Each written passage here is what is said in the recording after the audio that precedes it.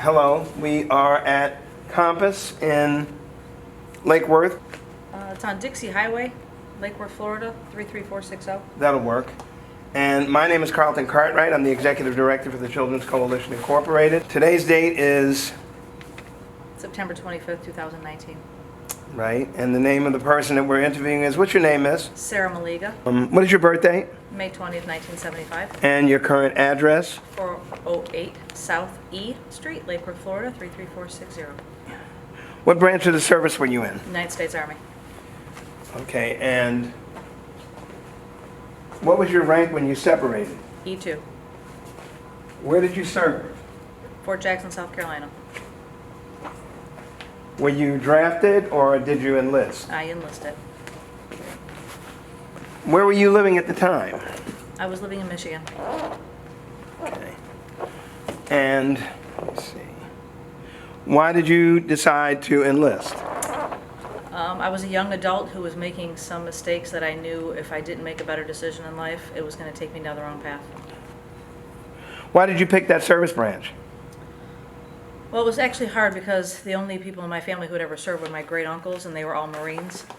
I went in and spoke with a couple recruiters, and I don't know, my heart was just drawn more to the Army than any other branch. I didn't want to be stuck in a submarine or on a boat.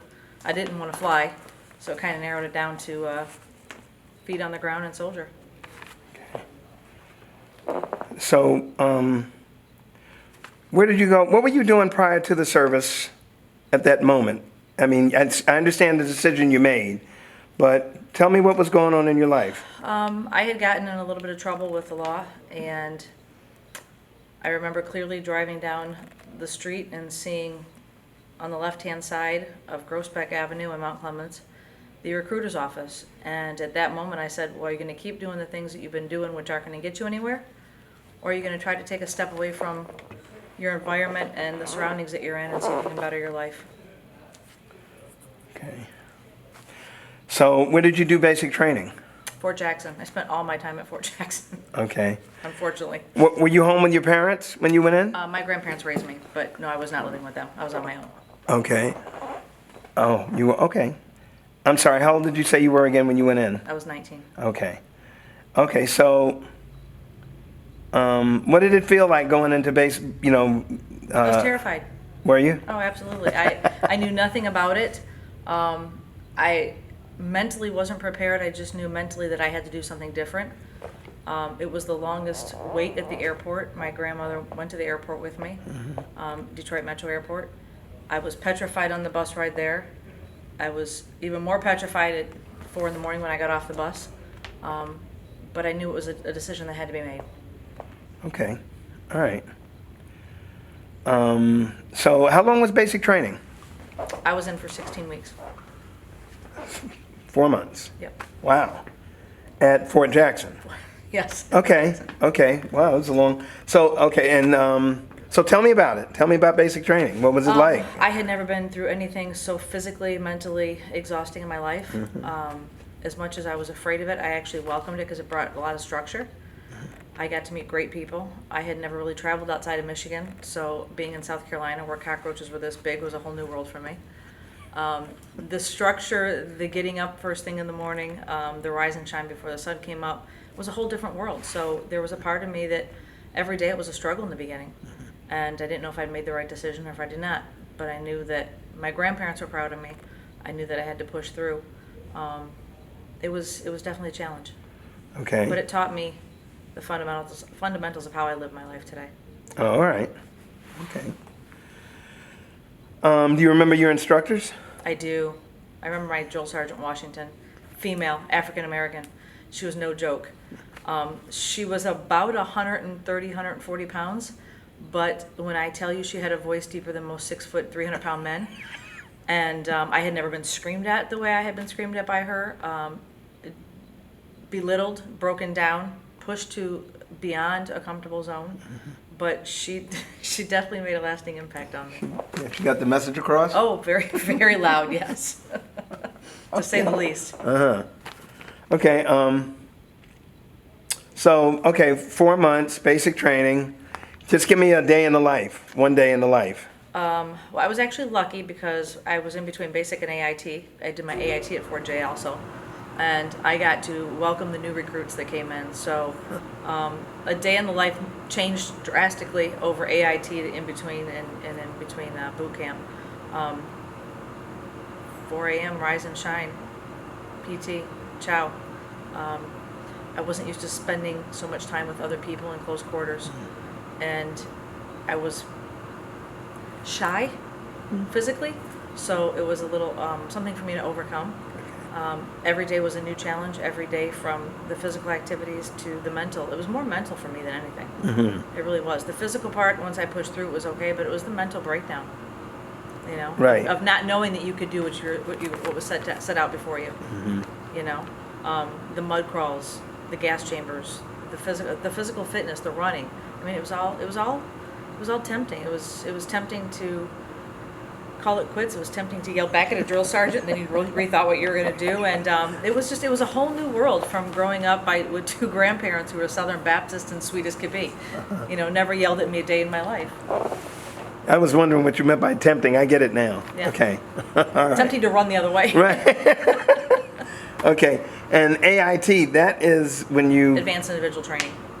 what was that about? Was that So that's within for your that job. 16 weeks? That- Oh, that's for your job. That's for your- Yeah. for your job. MOS. Yep, I was Yeah. 75 Echo, which was military activity specialist, which is basically a paper pusher. You know, filing, knowing where units were going sent out to, what their missions were, who was going out, putting the packets together. So it was fun Okay. because you got to see some of the behind the scenes stuff. The only regret I have is not staying in and pushing myself to stay in longer. To do the 20 years, 30 years? Absolutely, it's my only regret in life, actually. Gotcha. Okay, so, did you, after basic training, what was the next thing? I sat in limbo for I think it was 3 or 4 weeks. At Fort J, like I said, welcoming all the newcomers, Right. which was fun, getting them their uniforms, tormenting them. Yeah, tell me about that. You know, it's just funny because you reflect it just months before that was you. Right. And so it was like being the big sister for a minute. But it was also rewarding because you got to see some of these kids in their first moments of challenges. I was bored at one point. I couldn't wait to get onto my AIT. Right. And I was blessed. I was enjoying it. Okay. Truly. It was hot. Fort Jackson's hot. What state? Fort Jackson, South Carolina. It's Oh, hot in yeah. the summer. So, yeah. And wool pants and socks, and it's just, you know. What month did you go into service? I enlisted in April, and I shipped out in June. Okay.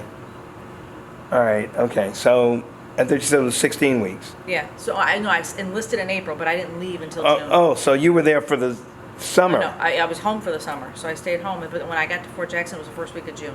Right. Exactly. That's so what I meant. I was there June, July, August, September, and it was brutal. Right. I mean, yeah. I had never experienced heat like that. You know, being from Michigan, you're used to the cold. How hot did it get? Oh, it felt like it was 150 degrees.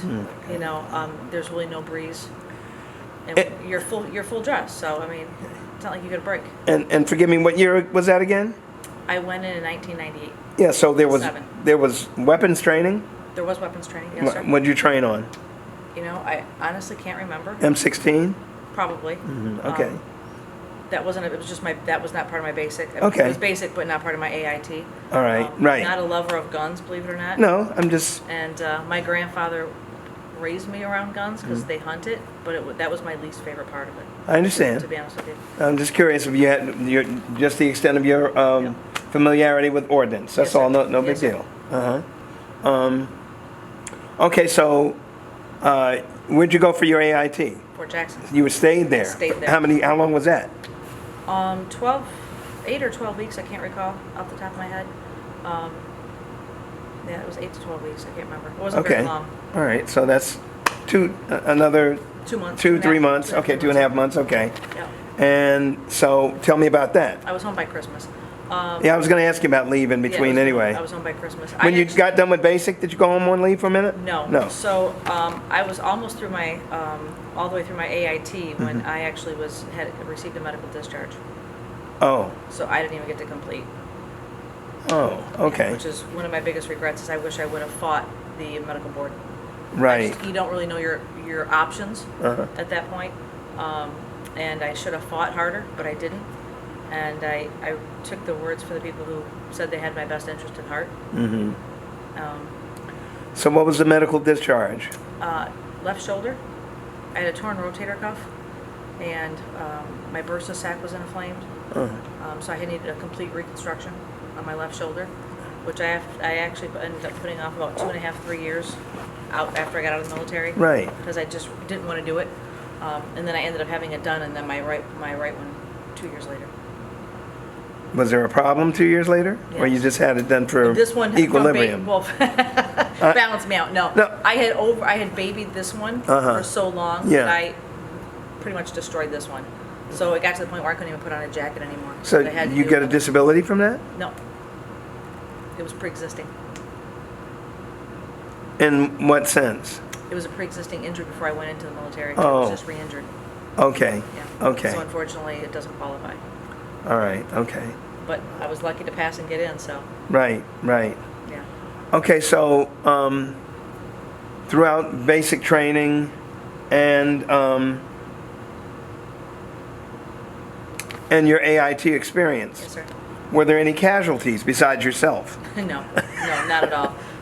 I was Nope. after Desert Storm. Before the Gulf War, so I was at what we call the quiet zone. There was really no activity happening. So there was no casualties that I experienced. I experienced a lot of life casualties, so I do have PTSD. What? Not casualty military style. Okay. No, that's fine. What do you mean? You mean outside the military? Yes, And in what respect? I've experienced death hand-on, having people die in my arms. I've experienced people being shot in environments that I was in. Where was this? In Detroit, Michigan. That's where you grew up. Yes, sir. So that was during your childhood. No, this was my young adulthood. So yeah. After you came- After I came back. Okay. Well. Sir. Okay. Let's.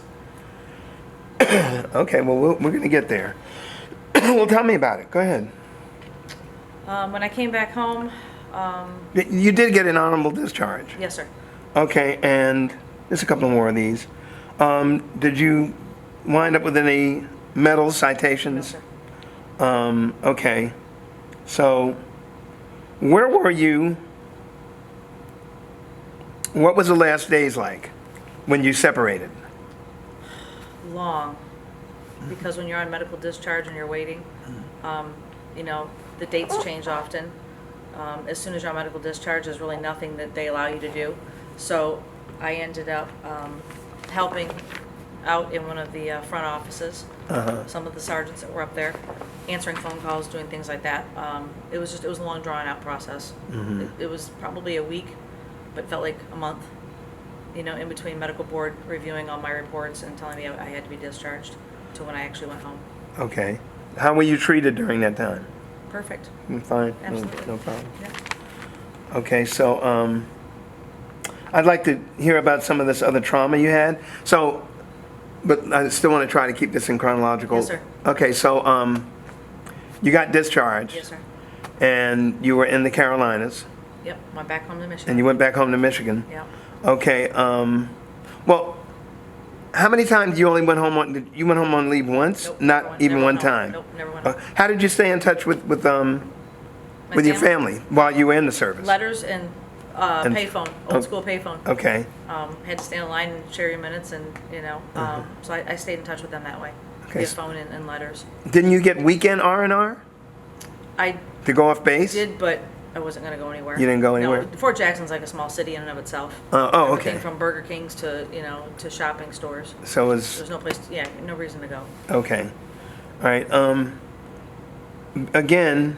Well, apparently you had everything that you needed, supplies wise. Yes, sir. Okay. I know you did. You felt, even in basic training, you felt a certain amount of stress. Absolutely. Okay. All right. Was there? How did you get through those stressful moments? Prayer. Okay. Okay.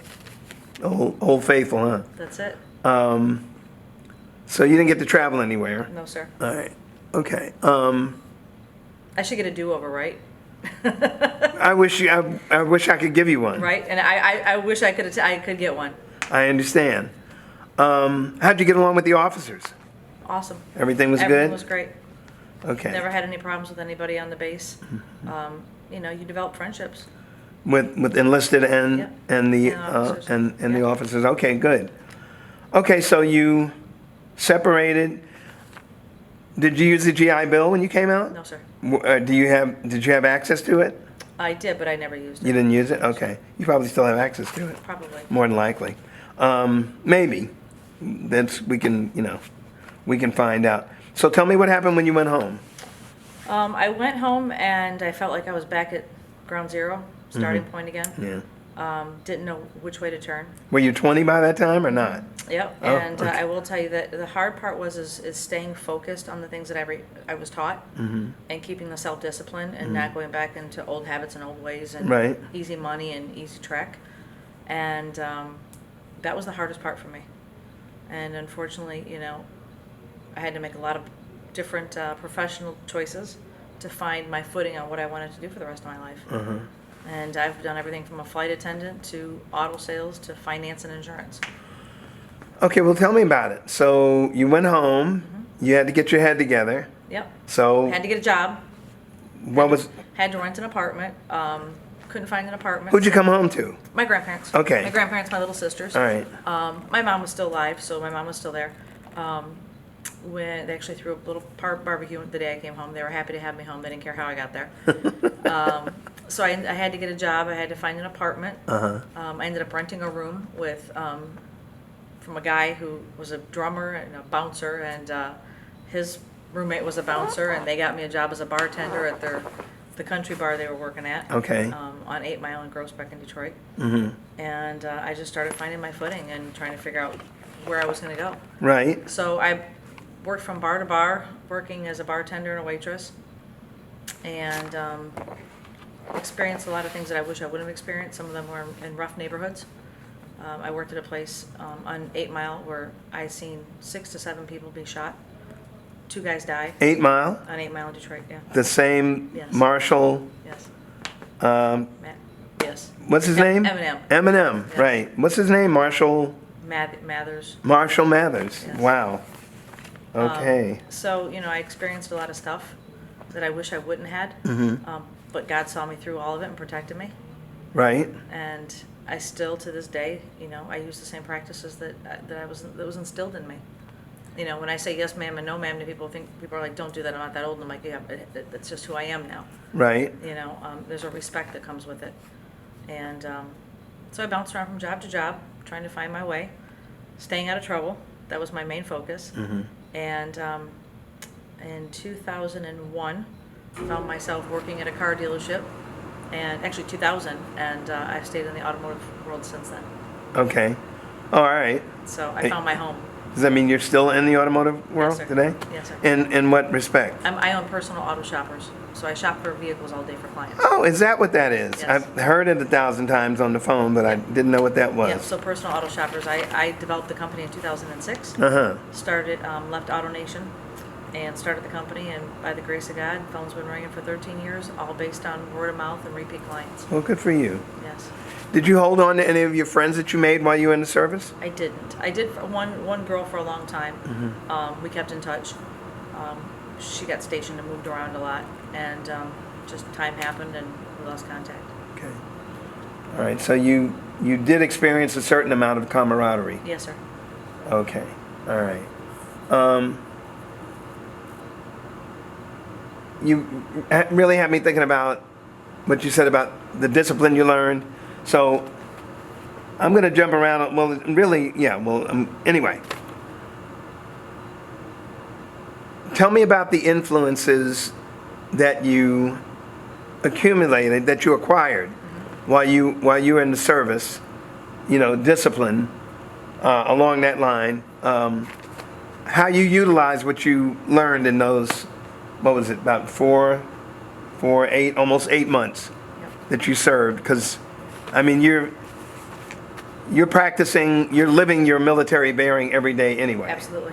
So if it gets grounded in, and it is something that we don't forget from the beginning. No, we don't. You know, even after we and I mean, this is your interview, don't get me wrong. Even once we leave basic training and tech school, it's sort of like a 9 to 5, it can be. Can be. But It you don't becomes who you are. You don't forget the foundation. Yes, it becomes who you are. This is exactly. So how did you utilize those skills that you cultivated, acquired in basic training going forward throughout that career and also your personal life? Well, everything that I do, being self-employed, nobody's there to make me get out of bed. So it's the same fundamental practices. I'm up at the crack of dawn. I make my bed every single morning. Mm-hmm. My clothes are laid out before I get in the shower. Right. I'm very much a routine person. I like structure. I address people with respect. Yes, ma'am, no, ma'am. I still will not put my back to a door, as you can see, my facing the door over there. I have things in me that I just won't stop, or I will not let anybody challenge or take it away from me. Again, the respect thing with anybody who's older than me. It's just when I say yes, ma'am, or no, ma'am, or it's not me trying to make somebody feel old. It's a respect attribute. Being self-employed and taking the tools that you use from learning a basic and how to survive and how to push yourself and how to stay focused has helped me become a successful business person today. Okay, so you didn't release those tools. You didn't cast them aside. Absolutely not. I earned them blood, sweat, and tears. I'm keeping them. Okay. I want 2 and 2. I want 2 interesting, unforgettable instances while you were in the service and afterwards in your civilian life. 2 unforgettable. 2 each.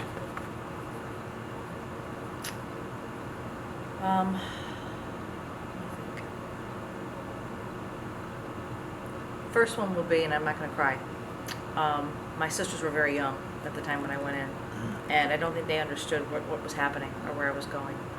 And on the plane ride to South Carolina, actually we went to Atlanta. I flew to Atlanta. From Atlanta, they bussed us into South Carolina.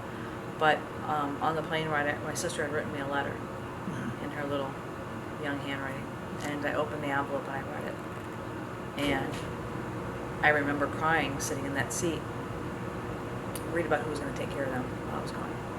So that was my first one, because it was an eye-opening, sweet, loving letter from my little sister who had no idea what was happening or why I was leaving. Right. And I was more afraid that she thought that I was abandoning her at that moment. So that's always a pivotal moment when I'm going to strangle her now that I reflect back on. Don't do that. She works for me.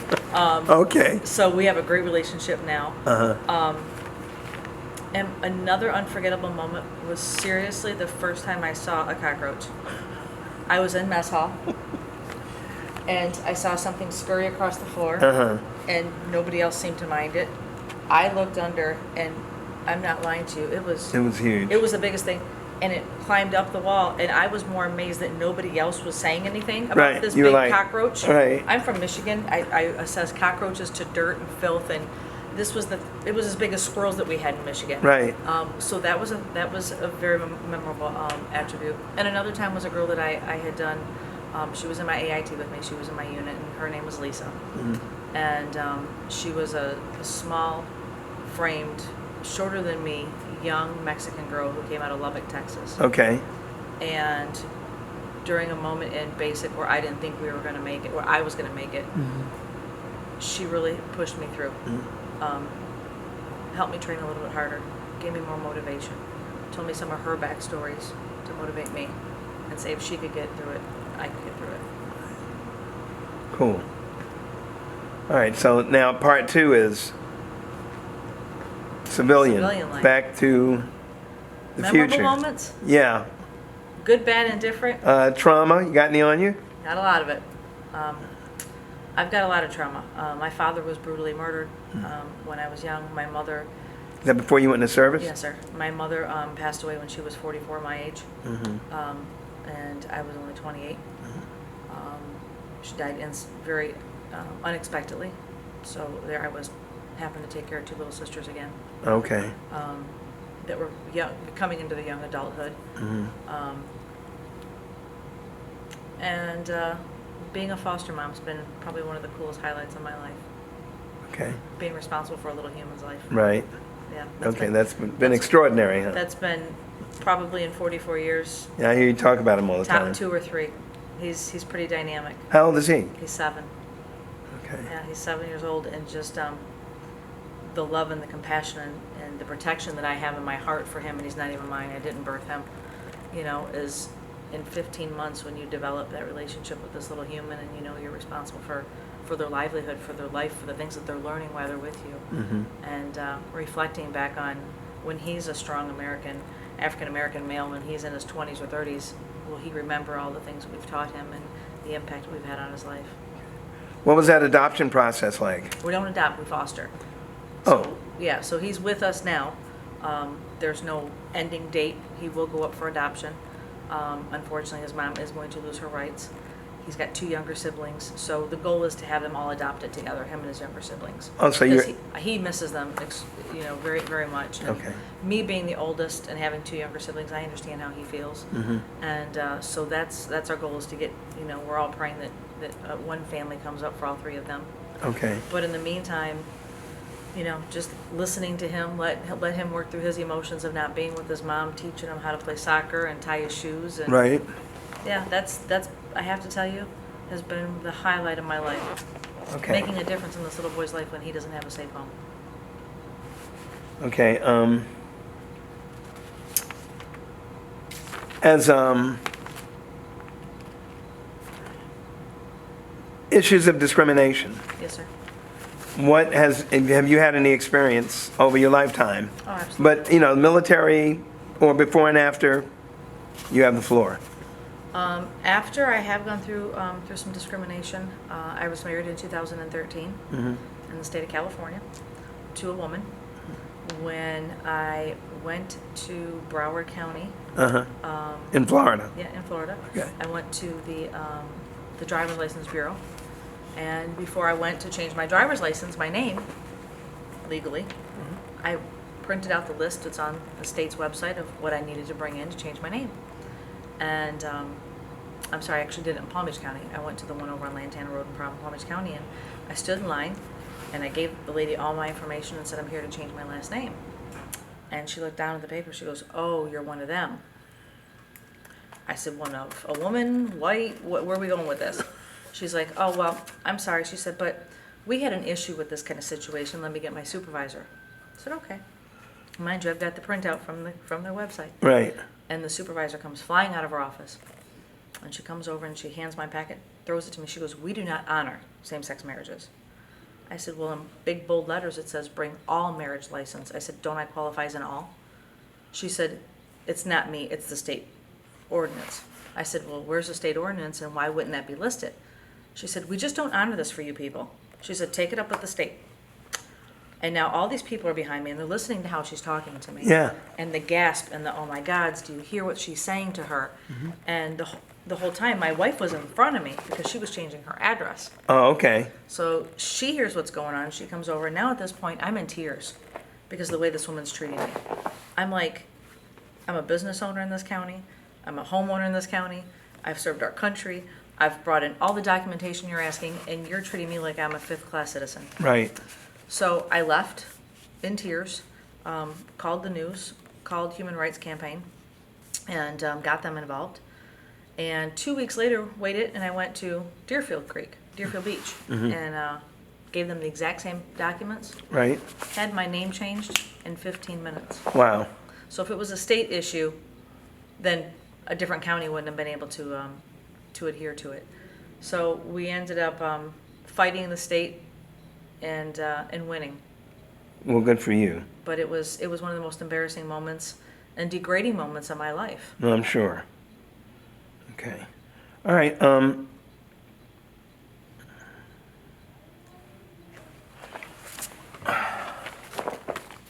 Was that the, I guess.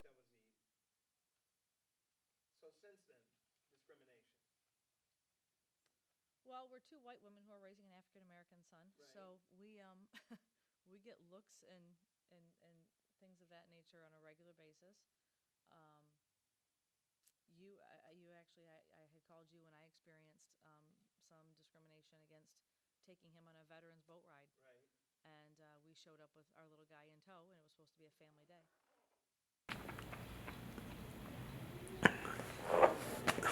I hate myself. Is it going? Yeah, go ahead. Okay. Hold on, because the sound I can fix.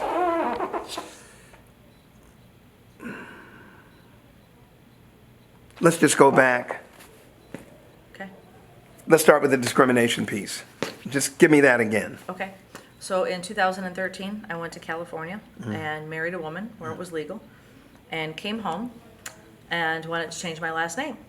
So I went on to the state of Florida's website on what required documents I would need to do so.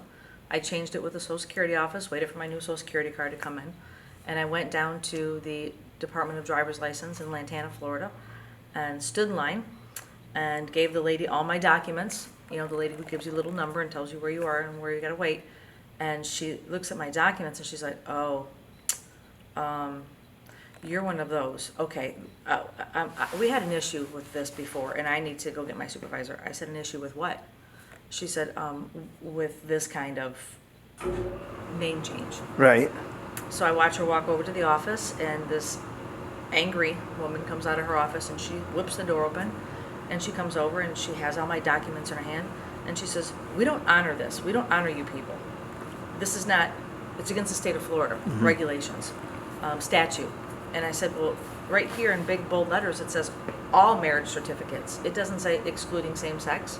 It doesn't say excluding other states. Right. I said, it says bring all marriage certificates originals. I said, am I an all or am I fifth class citizen? And she said, take it up with the state, and she threw the paperwork at me. Okay. And at the same time, all these people behind me were appalled.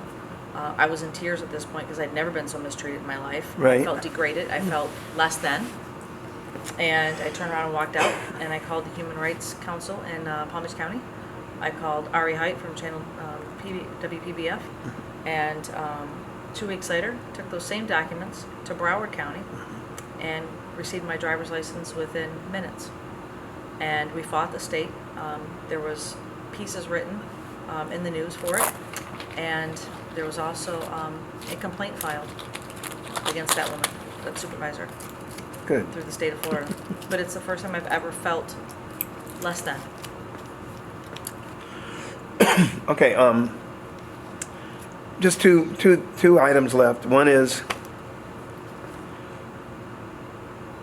have you had any other incidences that were sort of consuming as far as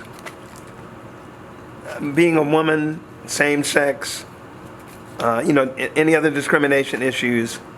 And at the end of the day, is there anything else that you'd like to add? Well, as I mentioned, I'm in the automotive world, which is typically a man's world. So it took me a long time to make my mark in the industry. Right. I experience on a semi-regular basis just blatant disrespect of women, negative talk, and I have to remind the people who are in my company of the respect that I demand.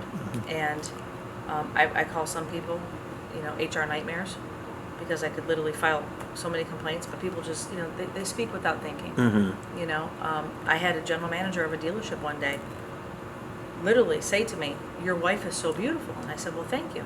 He says, but for the love of me, I just can't figure out why she's not married to a man. And at that moment, you can't even, I've learned not to get entangled. I was infuriated. And I just, I walk away and I make sure I cut those people off. And I don't let them interfere with my being anymore. Okay. Well, I want to thank you for your service, even though it's short-lived. I encourage everybody, and I wish everybody at 18 had to enlist. I really do. And I want to thank you for a wonderful interview. Thank you, sir. Okay. You're welcome. You're always kind. I try.